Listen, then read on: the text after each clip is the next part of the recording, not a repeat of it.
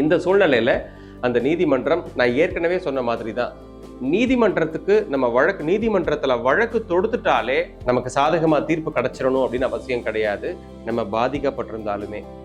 ஏன்னா நீதிமன்றத்துக்கு தேவை, நான் ஒவ்வொரு முறையும் சொல்லுவேன், நம்ம தகுந்த சாட்சியங்களோட புகார் கொடுத்திருந்தா மட்டும்தான் நம்மளால அந்த வழக்குல நம்மளால சர்வை பண்ணவே முடியும்.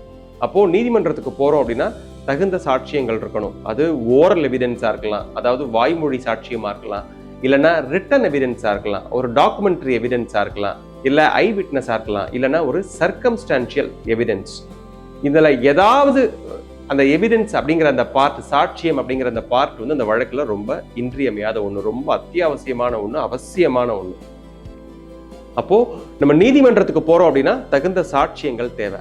அதே போலதான் அந்த ரெசிடென்ஷியல் ஆர்டர் கேட்கறாங்க அப்படின்னா அந்த பெண், அந்த அக்ரீவ்டு பர்சன், அந்த பாதிக்கப்பட்ட அந்த பெண்மணி, அந்த பாதிக்கப்பட்ட அந்த மனைவி, அந்த பெண்ணுக்கு வசிப்பதற்கான இடமே இல்லை, ரொம்ப கஷ்டப்படுறாங்க அப்படிங்கிற சூழ்நிலையை அந்த நீதிமன்றத்துல நிரூபிச்சா மட்டும்தான் நீதிமன்றமானது அந்த பெண் ஏற்கனவே எங்க வாழ்ந்துட்டு இருந்தாங்களோ அந்த வீட்டுல வாழ்வதற்கான உரிமையை தன்னுடைய உத்தரவு மூலமா அந்த பெண்ணுக்கு மீட்டெடுக்க முடியும்.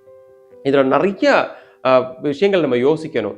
அந்த பெண் ஒருவேளை மாமியார் மாமனாரோட கூட்டு குடும்பத்துல வாழ்ந்துட்டு இருக்கிறாங்க, அந்த வீடு கணவருக்கே சொந்தம் கிடையாது, இந்த சூழ்நிலையில அந்த பெண் அந்த வீட்டுல வாழ முடியுமா அப்படின்னா, அந்த வீடு மாமியார் மாமனாருக்கு சொந்தமான வீடா இருந்தா அந்த வீட்டுலதான் வாழுவேன்னு அந்த பெண் கேட்க முடியாது. ஆனா கணவர் என்ன பண்ணணும், அந்த வீட்டிற்கு பதிலாக வேறொரு வீடை அட்லீஸ்ட் ஒரு ரெண்டலுக்கு எடுத்து கொடுக்கணும். இல்ல ரெண்டலுக்கு எடுத்து கொடுக்க முடியலன்னா வீட்டு வாடகையை நான் கொடுத்துட்றேன், நீங்க வீடு பார்த்துக்கோங்கன்னு சொல்லணும். ஏதாவது ஒரு மாற்று ஏற்பாடு, அந்த பெண் வசிப்பதற்கான, வசிப்பிடத்திற்கான ஒரு மாற்று ஏற்பாடை கணவர் செஞ்சே ஆகணும். கணவர் செய்ய கடமைப்பட்டவரா, கட்டாயப்படுத்தப்படுவாரா அப்படின்னா எல்லா வழக்குகளுக்கும் இது அந்த கணவருக்கு எதிராக போகாது.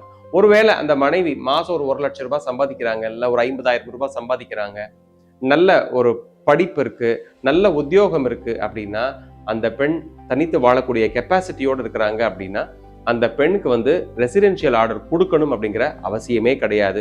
குறிப்பா சொல்ல போனா டெல்லி உயர் நீதிமன்றம் நிறைய வழக்குகள்ல இது மாதிரியான தீர்ப்புகளை கொடுத்திருக்கிறாங்க. நான் 2 வழக்கை மட்டும் சொல்ல ஆசைப்படுறேன்.